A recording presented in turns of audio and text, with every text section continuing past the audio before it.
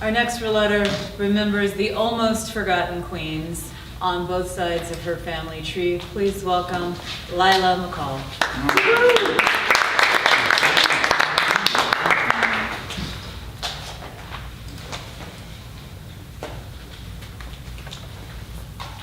Firstly, this is Texas, where we take crazy out and parade it on the front porch rather than hiding it in the attic.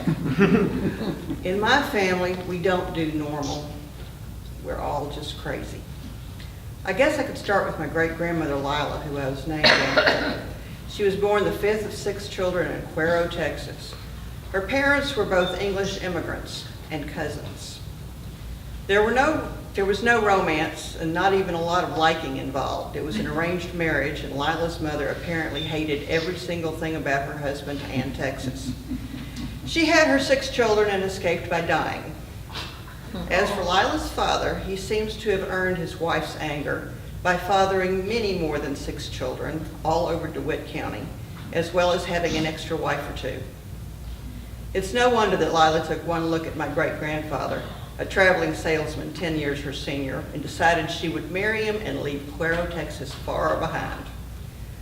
The newlyweds moved to Houston, where she made herself into a pillar of society. They were seen at the best parties and were staunch attendees at the Presbyterian Church. Lila was determined to do good works, where she made herself into a Lila was determined to do good works. After their daughter's 5th birthday, she made a show of going to the orphan's home and giving away all the presents that her daughter had received, complete with a reporter in tow. It apparently wasn't a good thing if nobody knows about it. She was also known to literally kidnap newsboys off the corners in downtown Houston on Sundays and forcibly drag them to church in order to save their souls. Newsboys learned to run when they saw the black car with the lady in the big hat coming. Lila died in the Spanish flu epidemic of 1918. Her funeral was quite well attended by those who wanted to see and be seen with those who were similarly inclined. Her daughter Margaret, my grandmother, also learned to do good works. In Margaret's case, she became head of the Girl Scouts of the United States and very active in the Republican Party. Of course, her father was extremely active in the Democratic Party, and so it was quite the act of rebellion on her part.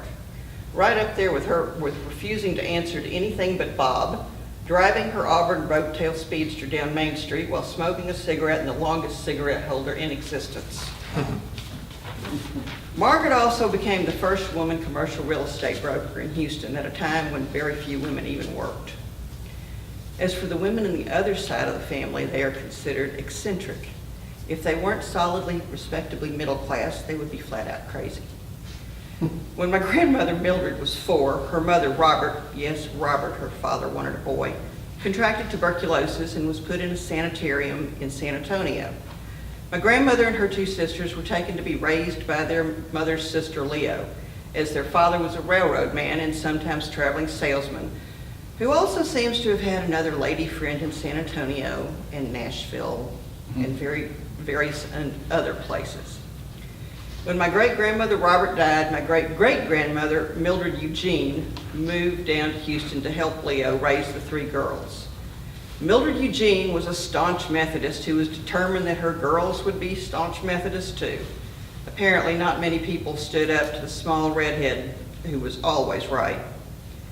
During the War of Northern Aggression, as these women all called it, the Yankees had come by little Mildred Eugene's father's farm, and it had taken her pony along with the horse that her circuit-riding preacher father rode. She grabbed the pony's bridle out of the sergeant's hand and tied the reins around her body tight enough so that the soldiers either had to leave the pony, take her with them, or take off the bridle. They took off the bridle and led the pony away with a rope while she threw rocks at their retreating backs. During the same raid, her mother Jane ran after the men as they raided the spring house where milk and butter were kept. She grabbed the bucket out of the soldier's hand, threw it on the ground, declaring that there will be none of that for the insides of you. She then also threw down her freshly made biscuits and stomped on them. These women had definite ideas on how life should be lived, and stealing food was not part of it. However, they would freely feed anybody, rebel or Yankee, who came to the door and respectfully asked for it. Leo was a great rescuer of animals. She had a wealthy husband and no children, except for her 3 nieces. And so she had cats, many cats.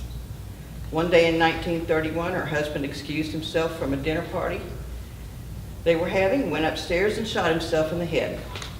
After that, she got even more cats. My grandmother Mildred also had cats.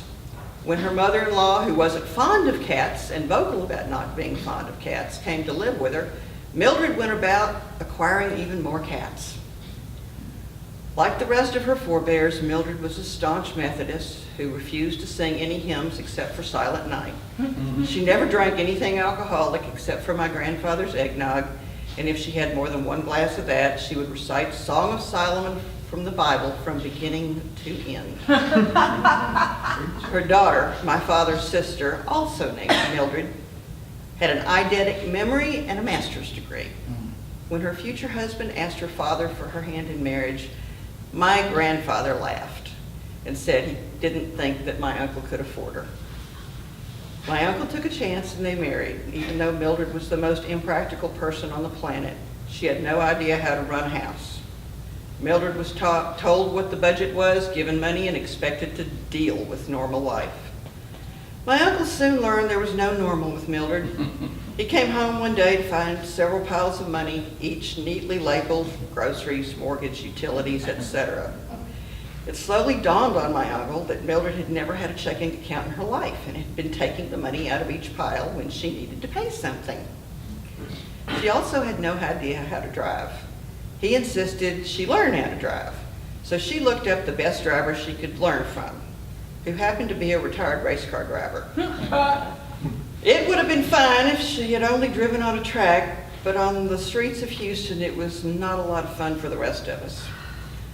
She also was a collector of cats, dogs, and racehorses. I stayed with her at her farm after my uncle died. We went to the racetrack and she taught me the bloodlines and how to watch the ponies in the morning to tell how they would run the rest of the week.